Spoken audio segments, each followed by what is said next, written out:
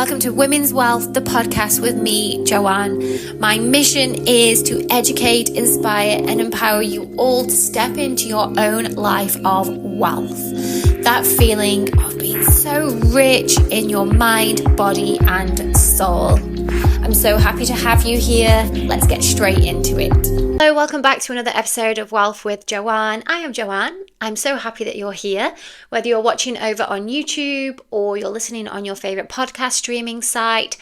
While you're here, please do me a favor, like and subscribe if you enjoy what you're listening to, if you find yourself coming back every week, because it really does help. It helps people to find me who may not necessarily already have me on socials and find me that way. So very much appreciated, and thank you in advance. So let's get on with today's podcast. Now, as you know, this is a space that I've created for us to talk about anything and everything.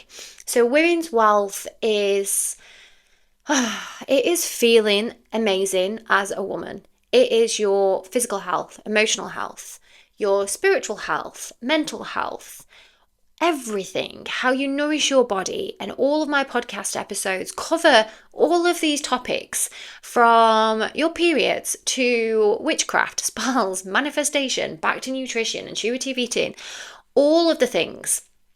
And one topic that I think, well, I haven't spoken about this yet, but is up there to feel wealthy, is women's safety. And this is what I want to talk about today, because as a woman in society today, I am questioning whether or not we've actually come anywhere. Have we even improved? Now, I know, yes, as a whole, we can probably say, yeah, we have improved from safety from maybe the 1800s, 1900s. But some of the things I want to talk about today, it's modern day safety. And this has been, I guess you've all seen the news lately of the Pakistani grooming gangs. And I don't even want to use the word grooming because it wasn't just grooming, but just for the sake of YouTube, I'm going to use that word. Now, I believe it to be something much more sinister. Like, grooming is absolutely disgusting, but it's what happens after the grooming that I just don't even have words. But I know if you're listening to this, you will know, and I am sure that you have those same feelings. But because of YouTube, that's what I'm going to use today. And this is what's inspired me, because I was reflecting on other things that I've seen in the media. Now, as you know, I don't watch the news, so I get all of my news from podcasts, from YouTube, from the likes of Andrew Gold and Sonia Poulton in the UK, and Joe Rogan. Who else? You know, when you put yourself on the spot, you forget, but they're up there, and they've spoken about these topics and some of the things that are happening. And of course, I can only talk about the UK. I have, you know, I'm from the UK. I'm English, but I don't live there, so I have a nice comparison. As over the last 8 years, I've lived abroad, and when I go back home, this is I'm going to share today. I'm just going to share today, and I want to question that: are we slipping? What is going on? And are women really, really safe? So we live in an era. So 2025. We walk around, and not just 2025. It's only January. So the era of the 2000s of women empowerment, and women are equal, and we have all of these same rights, and, you know, all of the things. But what I feel like is that's overshadowing reports of violence, harassment, and a lot of these failures seem to be coming from the systems that are actually meant to be protecting us. Those systems that women in the past worked so hard to try and get equality, I feel are really letting women down. And again, these are my opinions, these are my feelings, completely based on my own experiences from living in the UK, growing up in the UK, and now when I go back home to the UK and my experiences there. And I'm sure that if I just said to you now, which I am going to do, name me a high profile case of a woman that we all know of that raised concerns that made us fear for our own lives. And the most recent, I'm going to go into the cases as we go in, but as women, we put all of these things into place so that we do feel safe. And even then, we're not. So let's get into it. Let's, at the moment I'm sort of tiptoeing around what I want to talk about, because I don't want to get into it from the very beginning. It's only 4 minutes in. But let's begin. So I want to start with my own personal stories, because obviously that these are my experiences, and this is what shapes my belief and my framework, or whatever you want to call it, over to what's happening today. Now, as I'm talking, I encourage you just to reflect on your own life, your own sort of beliefs, and when did you first become aware that you weren't safe as a girl, as a female, as a woman? So it would have been when you were a girl. And I'll always remember my mum saying to me that she basically gave me the talk to say, if a man ever touches you where he shouldn't, then you must let me know that they shouldn't be doing that. And I was only, I think, maybe about 10. And obviously I didn't understand that. I just thought, I don't know what I thought, but I can remember her telling me that. And of course, you don't understand that. You carry on being a little girl. And then this was in junior school as well. I remember we had a letter sent home, and I know this still happens today. I saw it on the news. And again, this is what spurred me, that letters were sent home to warn of men who were hanging outside schools. And I remember being kept in, not just me, the whole class, because there was basically just a weird man outside. So obviously at that time you don't know, and you're like, what is this? Why is this man stood outside school? Why can't we go home? And then same thing in high school. Same thing when I was in college. When I was in high school, there were so many incidences of, we were running cross country, and obviously back in the day when health and safety in schools wasn't the same, that we were just allowed to run off. You'd run around the school grounds, out of the school grounds, we'd go onto the train tracks. And I remember one day there was a weird man there, and we all had to get called in from PE. Another time as a teenager, I think it was raining, and me and my friend went into the telephone box to keep dry, and a man came up to the telephone box and exposed himself. And I remember I didn't tell my mum about that. Well, obviously we should have phoned the police, but we didn't know. But it was really scary after that. Every time you saw a man, it was like, oh my God. And I think when I was about 14, me and my friends were just, as people used to, we didn't have phones, just hanging around, sitting on the gas box or whatever, chatting, and a silver car came up and told us to get into the car, a man in a car. I think we ran off. We were actually outside school, and we ran into the school, and the police were in the school. And I think it had already been flagged. So they asked us, was it a silver car? And we're like, yes, it was. So, these incidences that happen that you kind of log.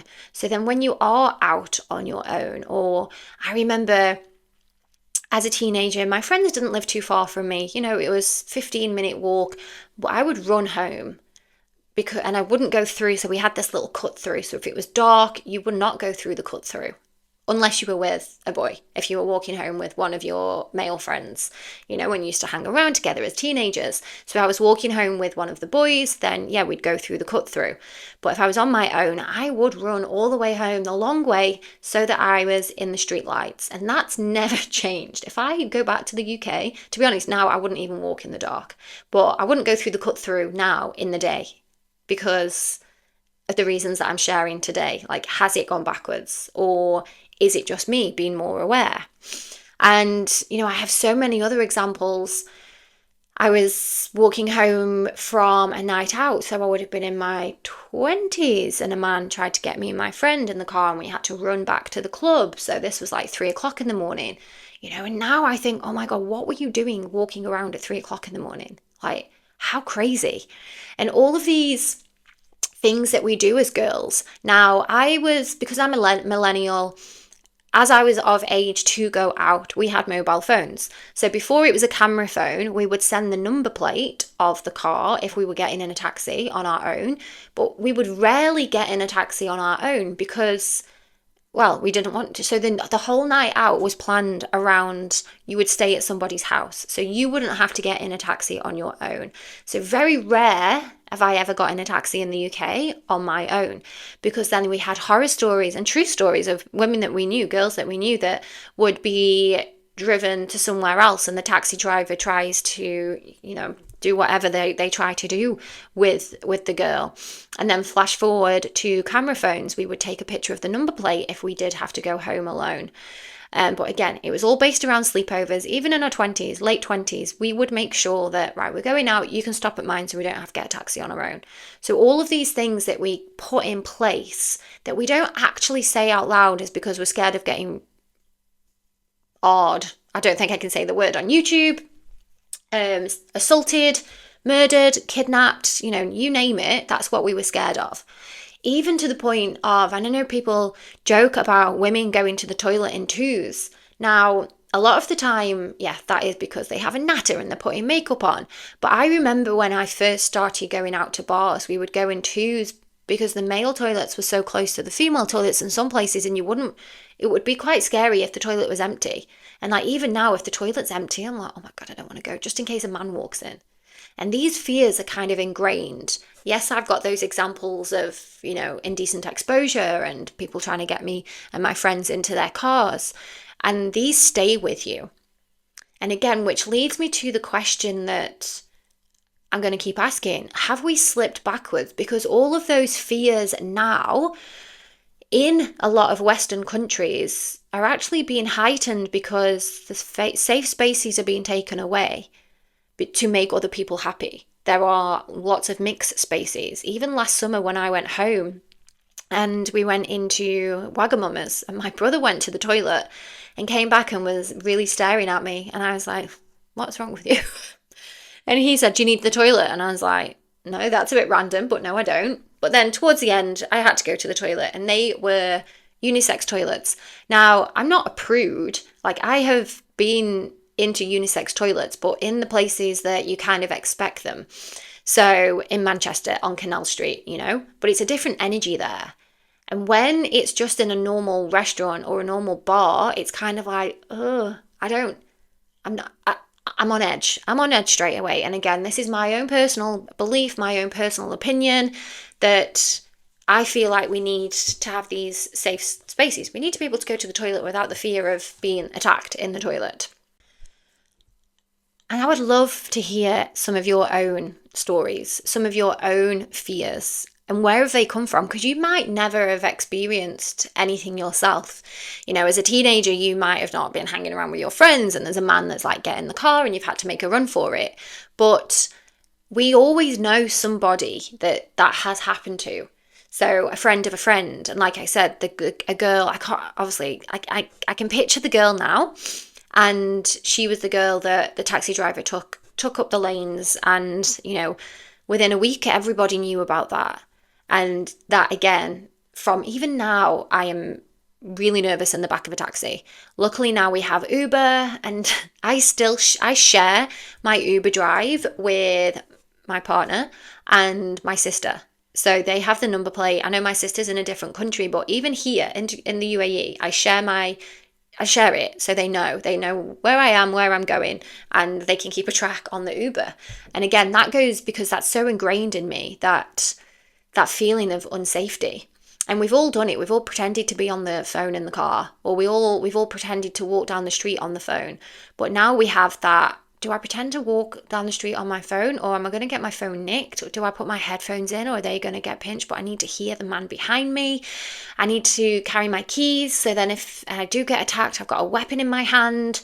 I need to walk under the street lights, planning out the journey that, right, okay, if someone comes, their lights are on, I can knock on that house over there because the lights are on, I can make a run for it, and I don't want to walk past the alley, so I'm going to go round the way. So I'd love to hear some of your anecdotes, some of your stories. Like, share them in the comments. And then let's get on to where I feel that the system is failing women and the protection of women. And again, specifically in the UK.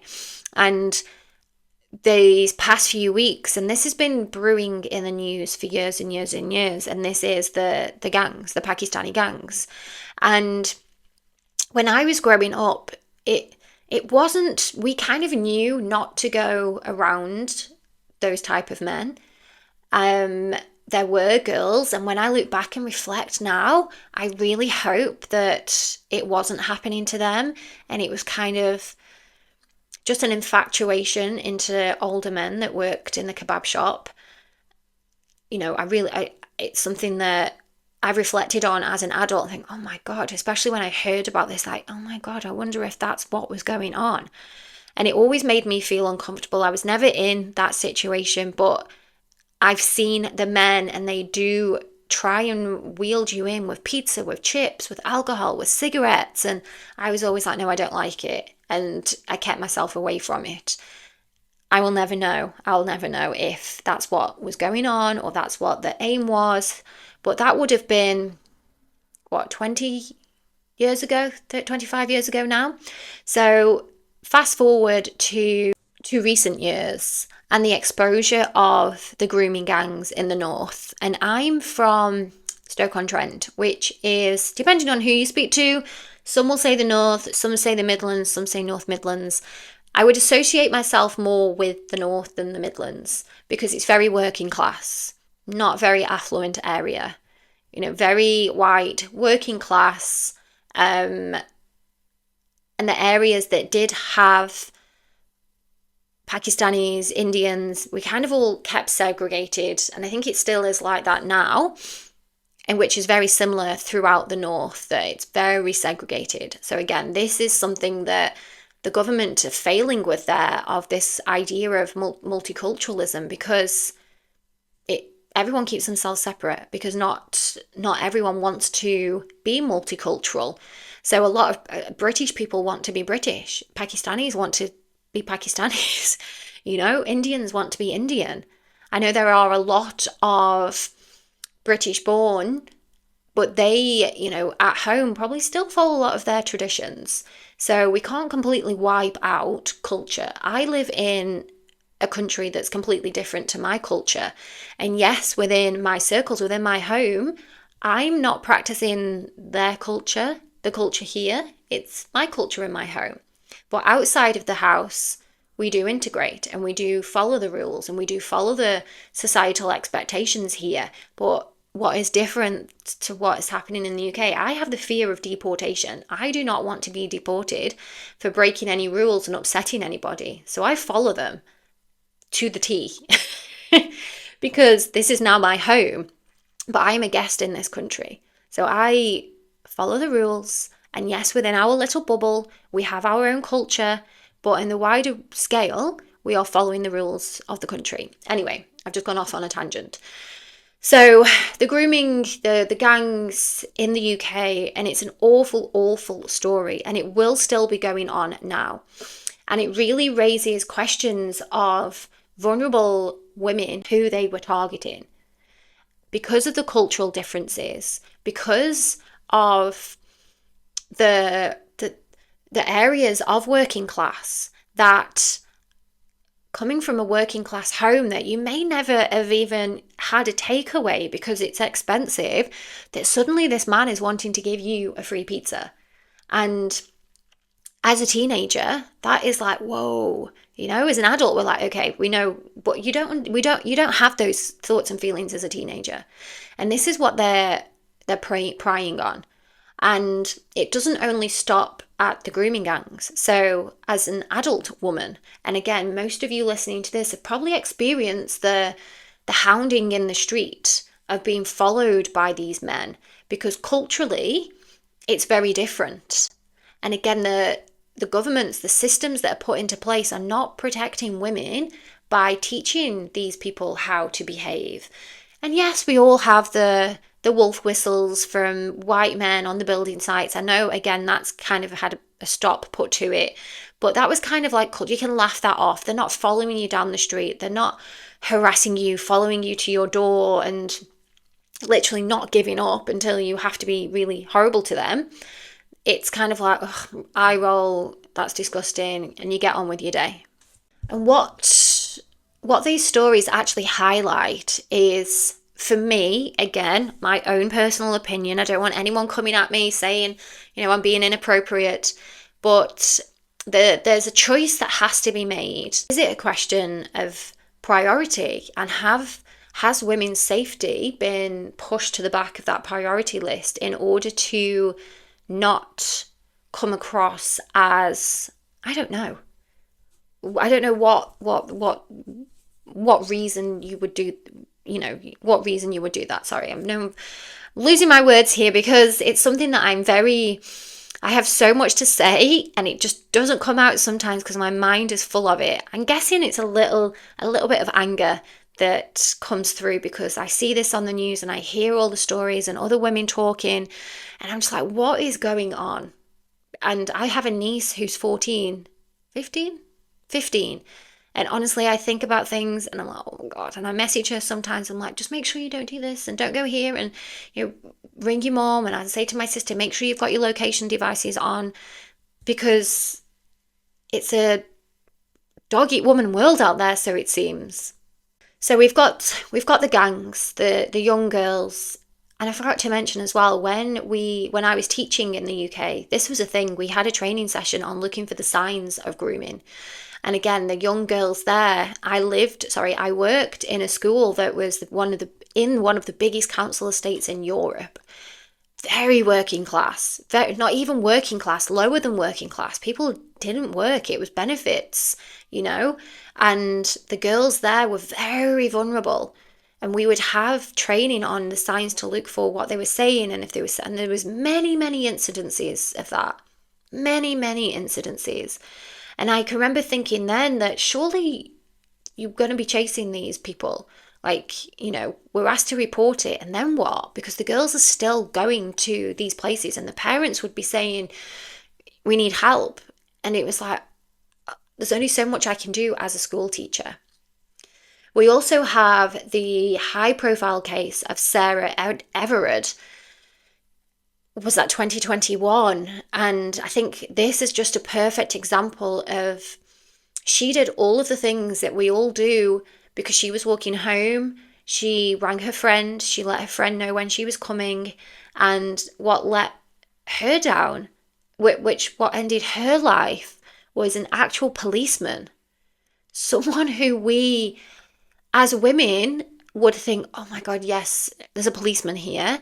Oh, I can relax. Yes, I will have a lift home because, and you will know if you're walking home, you're on tenterhooks, every noise.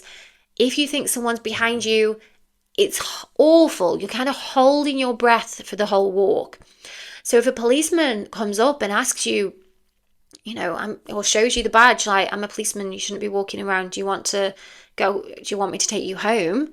Yes, of course, we should have that trust. But again, how was this allowed to slip through? And I know that the man in question here had, he had, red flags against his name, and he'd been in trouble for a few things. But again, was it to save face? Was it to protect him? Who knows? But what actually happened was a young woman lost her life. And again, highlighting there, it's just another notch on the belt for women to think, right, okay, there was Sarah, okay, that was recent. And I know the story of Nicola Bulley that was, I think it was labelled an accident, but of course, what people all jump to is women's safety, because that is what is forgotten about. And there's also social media and the mainstream media, that when women do come out with these stories, they're blamed. There's a lot of victim blaming, that, oh, what she was wearing, she was drunk, these excuses that, oh, she shouldn't have been doing this. And like, they are not excuses. What a woman wears should not be a label on her back to harm her. That is her choice, especially in a Western country. She is allowed to wear what she wants. And again, in this, one of the documentaries I watched this week about the gangs, that they see that it's still happening as an invitation, and it's not.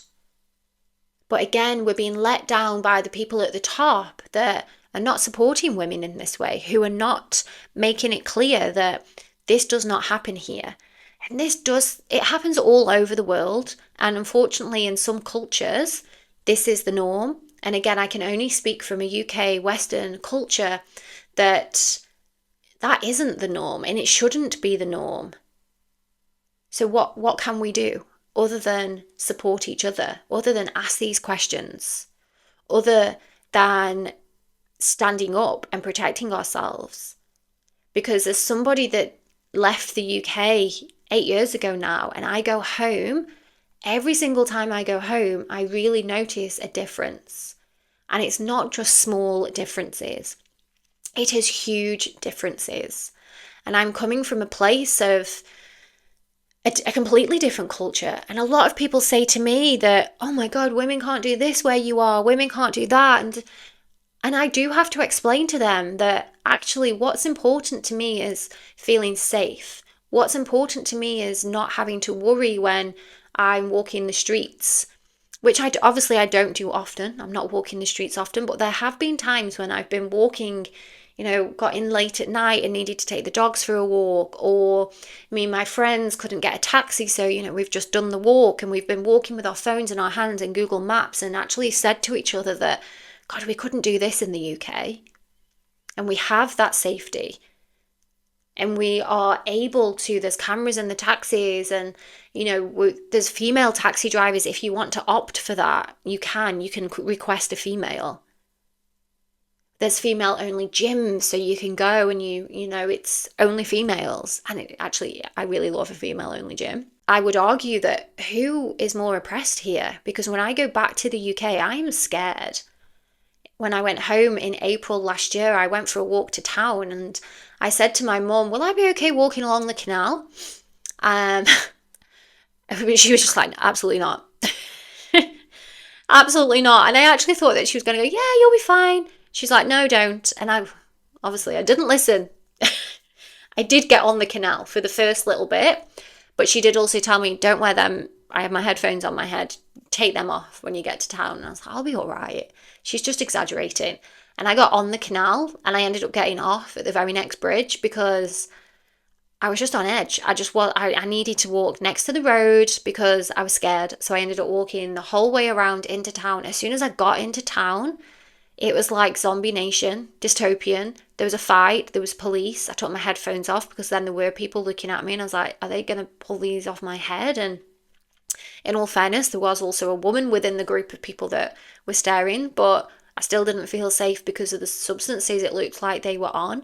And did I end up getting a taxi? No, I did walk home, but I walked home the long way. And I walked through town, and it was just what I had planned to have a little walk around, a little stroll. I got a coffee and I walked home. So I got my steps in, so that was the positive. But then there was like the gangs, and I remember just being a teenager, and we didn't have a gang. I wasn't in a gang, but there would have been a lot of us. And at the weekends when we were in town, we were split up all of the time. No more than five, no more than five. You can't be in a group, no more than five. We weren't doing anything. We were literally just hanging around. We used to sit outside Superdrug, in a gang, in a group, and then we'd walk around for a bit, and then we'd go to McDonald's, then we'd walk back around. But we always got split up by security. But there were so many, and I don't know where they were from, Eastern European, Pakistani, I don't know. There was just groups of them. And when you walk past, it's like, oh my God, oh my God, oh my God, oh my God, oh my God. It's really uncomfortable. And in my head, I remember thinking, where's security splitting up these men? Because we were teenagers and we got split up. So, of course, I've told a lot of my experiences, my beliefs, my opinions there. But we also have the numbers. The numbers don't lie. So if you're a numbers person, so I have some here.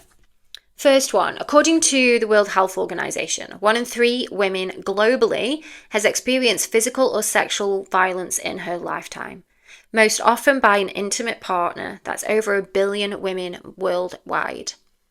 And I know that if you sat down with your friends, 2 friends, so there's 3 of you, I would argue that, and I know I'm just thinking of my group of friends in the area that I grew up in.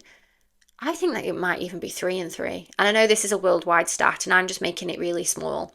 But I know from most conversations I've ever had with another woman about exes, about walking the streets, and about, all of the examples that I've given today, I feel like every woman has their own story. And if you don't, I wouldn't wish it on you for the world, because it's awful. And I hope that you're able to walk around without that fear in your belly, which I'm very doubtful because you will have heard it from your friends.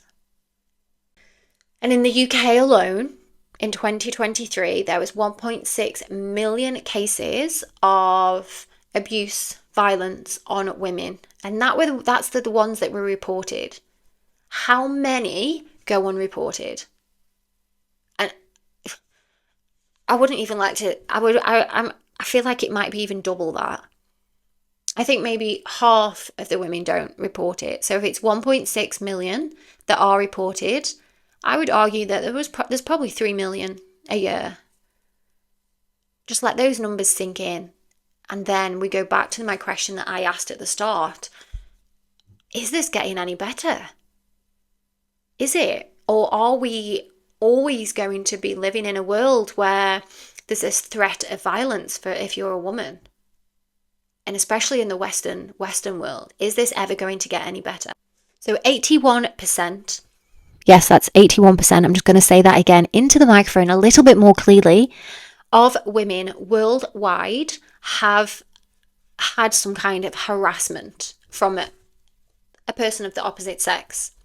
So whether that's on the street, in the toilets, at work, 81, it might as well be 100 if it's 81%. Like, I would love to know how the 21% have got away with it, because that's how frequent it happens. Like, how have you managed to get through your life without it? I don't know, maybe they're really strong, really strong women, so they maybe just didn't notice it was happening. I don't know. I don't know about that one. But yeah, if you're one of the 21%, let me know. I'd like to chat. And 56% of women don't feel safe walking the streets. I haven't got the year down for that. I think that's probably a lot more as well. Unless it depends on obviously where you live. Because if you asked people here, most of them, I think it would be a high percentage would feel safe.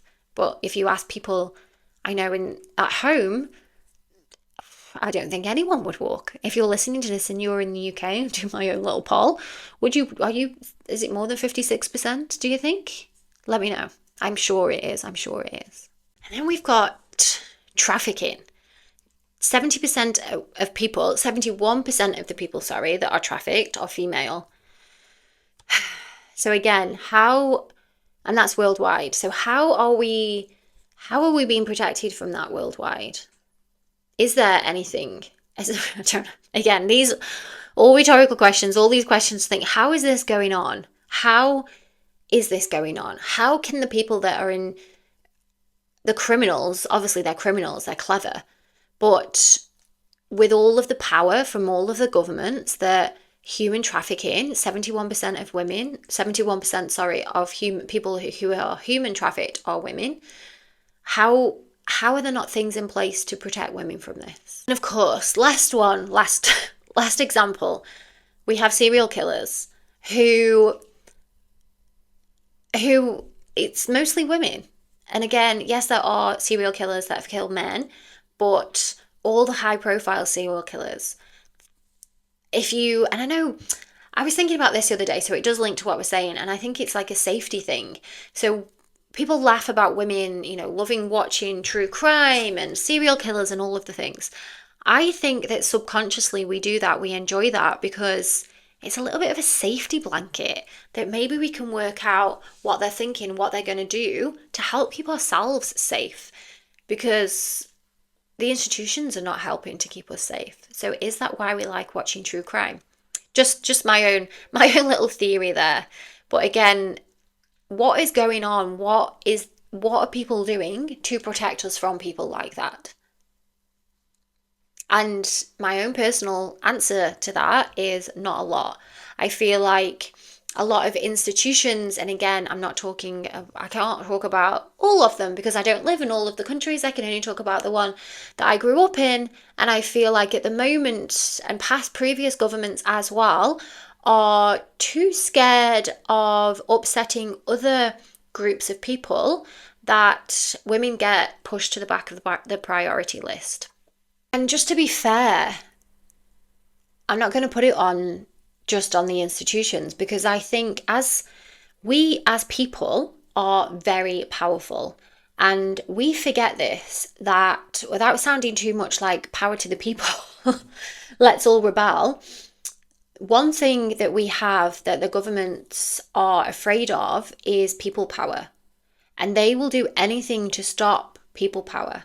And I think what we need to do in this situation is come together, is to bring forward this people power. Because if there is enough people stepping up and fighting for the cause, then something has to be done about it. Now, I don't know the facts and stats of that and how this, but it needs to. We did this hundreds of years ago when the suffragettes, stood up for women's rights. They wanted the vote. They wanted more equality. Yes, we have that now, but we're still not safe. And for me, safety is more important than feeling like I can work the same as a man, because I don't want to get murdered. So that's just my own opinion. I would love to hear your own thoughts and opinions on this. I know it's quite a deep topic, and I know it's a topic that, and I keep saying it's my thoughts, my opinions, that everyone has their own thoughts and opinions on. Depending on where you grow up, that you're going to have a very different experience of this. Like I said, my background is very working class, lower than working class. Being in an area that is probably one of the most, I will look this up. Okay, so if you don't know the area that I come from, Stoke-on-Trent, so I've just Googled it, so it's the third most deprived local authority in the West Midlands, and it's the 9th most deprived metropolitan area in England out of 92. So out of 92 areas in England, my area that I grew up is number 9 as being the most deprived. It's one of the highest rates of poverty, very low working class. So, of course, growing up, it's an area that's been forgotten about. So my experiences will be different. My experiences will be that I feel like from as long as I've been old enough to go out without a parent, from, teenager until I probably left the UK, that I have that fear to walk around on my own. So let me know how you think. I am rambling on now because it's such a big topic and I feel so strongly about it. We can't be wealthy, WELLthy, women's wealth. We can't feel that if we're not safe. So we're putting all of the work in for ourselves, and it would be nice to be able to walk around the streets knowing that we're safe and we're supported, because we're doing that for ourselves at home. Anyway. Goodbye, everybody. Thank you for tuning in, and I will speak to you all in the next episode.